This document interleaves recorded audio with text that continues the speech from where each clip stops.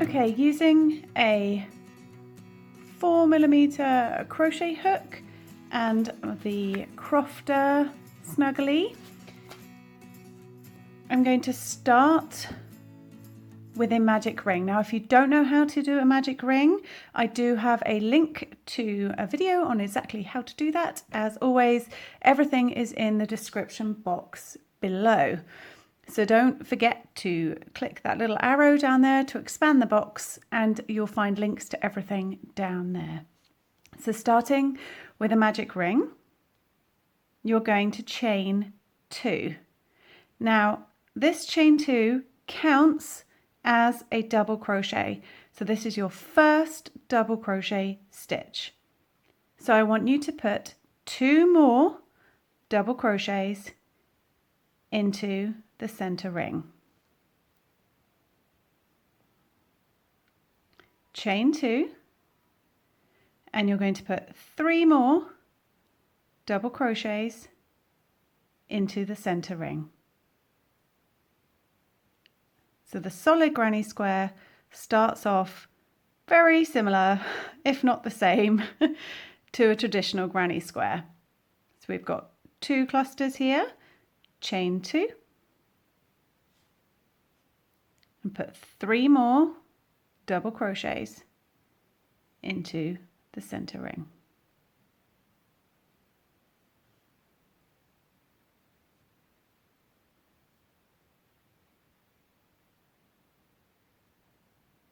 Chain 2. We've got 3 clusters now, so we just need 1 more.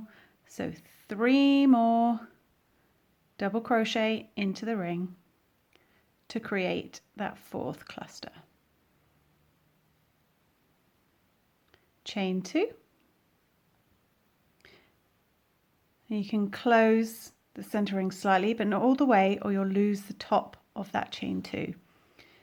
So you're going to slip stitch to the top of your initial chain 2. So here's a double crochet, here's a double crochet, and the chain 2 is tucked down just slightly lower than it. So you're just going to slip stitch to that chain 2. Then you're free to fully close that center ring.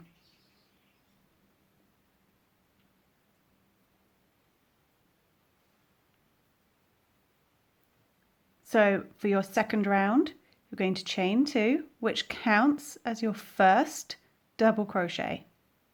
And then into the next 2 double crochets, you're going to put a double crochet into each one. So you're going to catch both loops of that stitch. You're just working straight into the top of those stitches.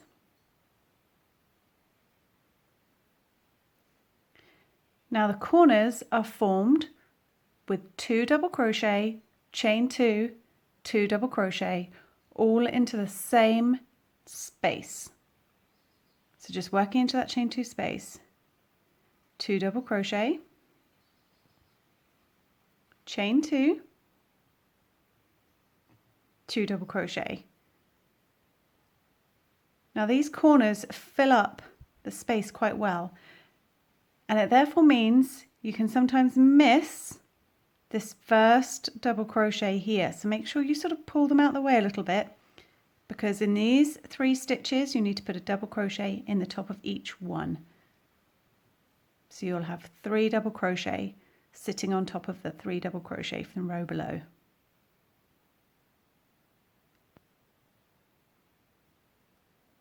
Straight back to a corner again, and the corner is 2 double crochet, chain 2, 2 double crochet, all into the same chain 2 space.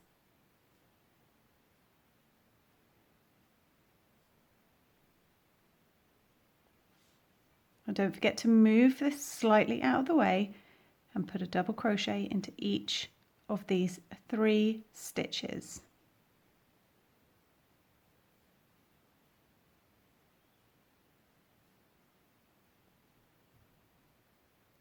Into the chain 2 space, do your corner, 2 double crochet, chain 2, 2 double crochet, all into the same place.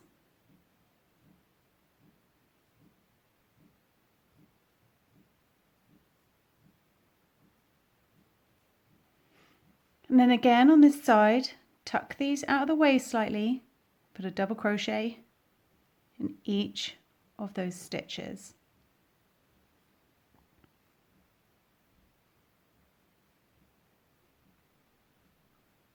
Final corner, 2 double crochet, chain 2, 2 double crochet, all into that same space.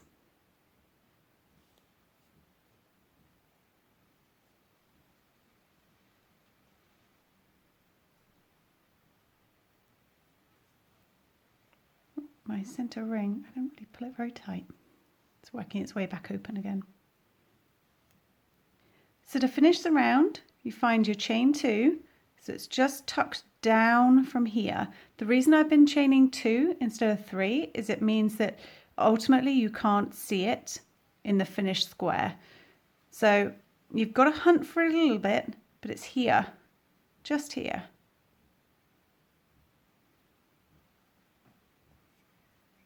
And that's the end of your second round. Okay, third round, same as before, chain 2, which counts as your first double crochet. And then you're going to put a double crochet in each one of these stitches, the next 4. So this one next to the chain 2, don't forget this one here.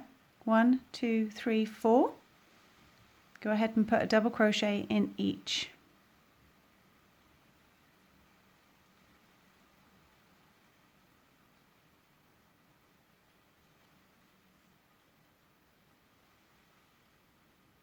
Then you're back at the corner again, the same as before, and the same for the entire square. No matter how big you take it, the corner is chain 2, 2 double crochet, chain 2, 2 double crochet. To help if I was paying attention.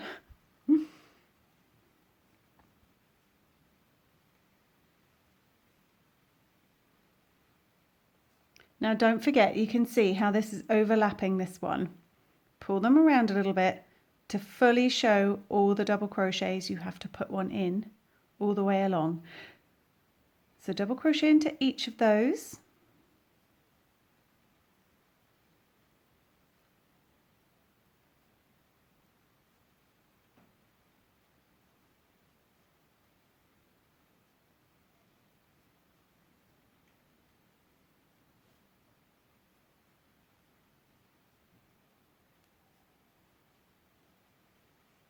And then when you're back at the corner, 2 double crochet, chain 2, 2 double crochet.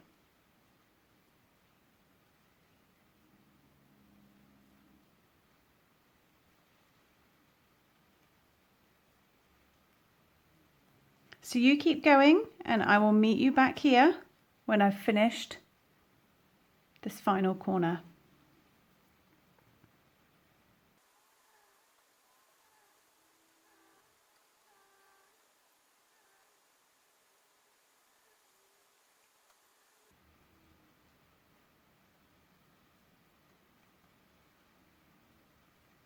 All right, so I'm just finishing up my final corner.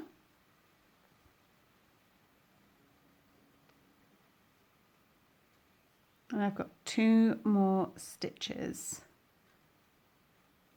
along the side before I'm back to my chain 2. I'm just going to finish those up. And then slip stitch. My chain 2 is more easy to see on this one. There it is, just hiding there.